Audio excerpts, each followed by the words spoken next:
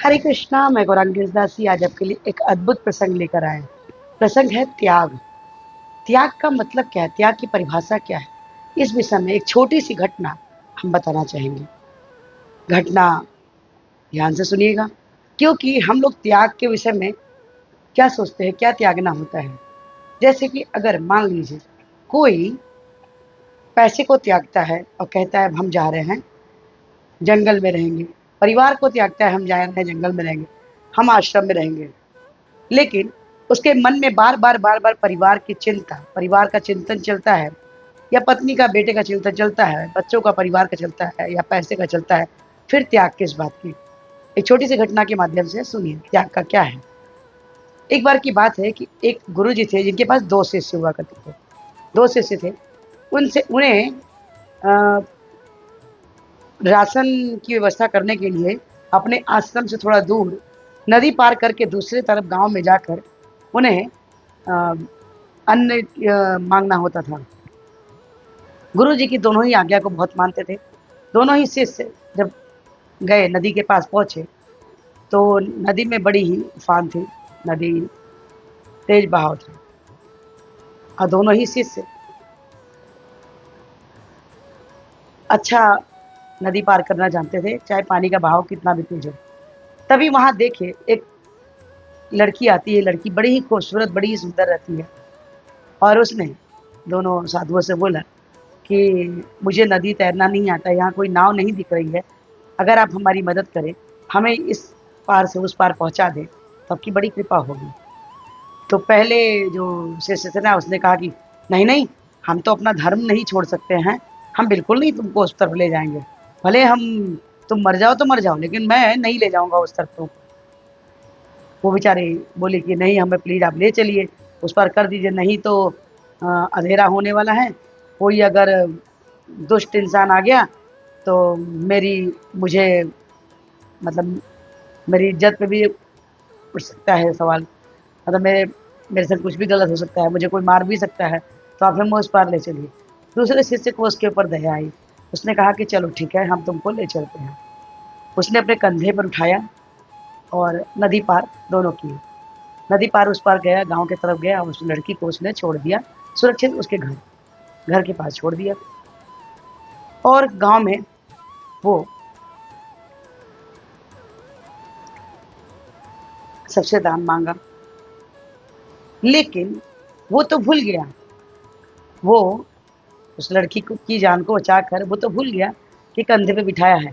लेकिन जो दूसरा साधु था ना, उसके मन में यही चिंतन चल रहा था कि अरे! इसने तो उस लड़की को अपने कंधे पे बिठाया, इसने तो उस लड़की को अपने कंधे पे बिठाया है।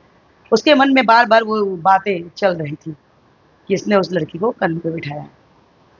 और जब वापस गुरुजी के पास आता है, तो गुरुजी से बोलता है, गुरुजी आज आपके इस शिष्य ने ना एक लड़की को अपने कंधे पे बिठाकर ले गए थे।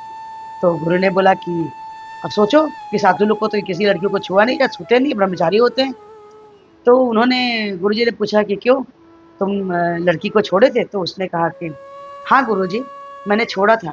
मैंने तो उसकी मदद करी थी। एक पिता तुल्य मैं अपने आप को समझकर मैंने उसको इस पार से उस पार किया। अब मैं तो भूल भी गया। मैं तो भूल भी गया कि मैंने उसकी मदद करी। लेकिन ये अभी उस बात को पकड़ के बैठा हुआ है। मतलब मेरे कंधे से तो वो कन्या उतर गई, मगर इसके अभी कंधे पर बैठी हुई है, इसके सिर पर अभी बोझ है। ये सुनकर गुरु मुस्कुराए, बोले त्याग का परिभाषा पता है? तो जो जो शिष्य बता रहा था, शिकायत कर रहा था, वो बोला कि त्याग का परिभाषा? हाँ, त्याग का परिभाषा ये बताओ कि अगर तुम रास्ते में कहीं जा रहे हो, सुबह-सुबह उठते हो, जा रहे हो और अगर कहीं तुम्हें शौच आया या पेशाब आया, तो जो तुम त्यागते हो, उसके बाद तुम क्या उसके विषय में सोचते हो? तो नहीं गुरुजी, नहीं सोचते हो। त्यागने का अर्थ होता है कि जिस चीज़ को हमने त्याग दिया, छोड़ दिया, उस चीज़ के विषय में चिंतन नहीं करता आदमी। जब तब सुबह तुम त्याग दिए, उस चीज़ का तुम्हें चिंतन नहीं होता है। तो बताओ, जब अच्छे कर्म तुम करते हो, उस चीज़ का तुम्हें क्यों चिंतन हो रहा है? उस चीज़ का चिंतन भी नहीं होना चाहिए। जब तुम कोई अच्छा कार्य करते हो, कोई तुम बढ़िया कार्य करते हो, उसकी उसका चिंतन मत करो। इसी प्रकार अगर तुम आश्रम जा रहे हो रहने के लिए, जंगल जा रहे हो, तो घर का अगर तुम्हें चिंतन हो रहा है, घर का चिंतन हो रहा है, फिर तुम हो तुमने छोड़ा कहाँ? तुमने त्यागा कहाँ? उसका स्मरण तो तुम्हें अभी भी हो रहा है ना?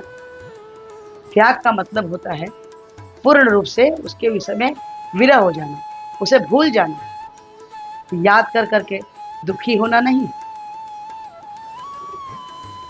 याद करने के लिए केवल और केवल एक ही चीज है जिसको हर पल याद करना चाहिए, वो है हमारे प्रभु, हमारे भगवान, हमारे ईश्वर श्री कृष्ण राधा रानी सरकार। इन्हें याद करिए, ये भूलने वाली चीज नहीं है ना? ये आज छोटा सा प्रसंग कथा आपको कैसी लगी? अच्छी लगी हो तो प्लीज लाइक करें, शेयर करें, सब्सक्राइब करें और वीडियो तो पता है कि हमारे पूरे 50 के प्रपद में हरे कृष्ण जब बोले जो कुछ इस प्रकार से है, हरे कृष्ण कृष्ण कृष्ण हरे हरे, हरे राम राम राम हरे हरे। तो हरे कृष्ण जब और कृष्ण के सबसे प्यारे बच्चे बन जाए। आज से एक माला जपे, 6 से 2, 2 से 4, 4 से 6, 6 से 8, 8 से 16 माला करें। अब प्रभु के हेतु कृपा के पात्र बन जाए। तो आज से ही एक माला शुरू कर दे। हरे कृष्णा, राधे राधे।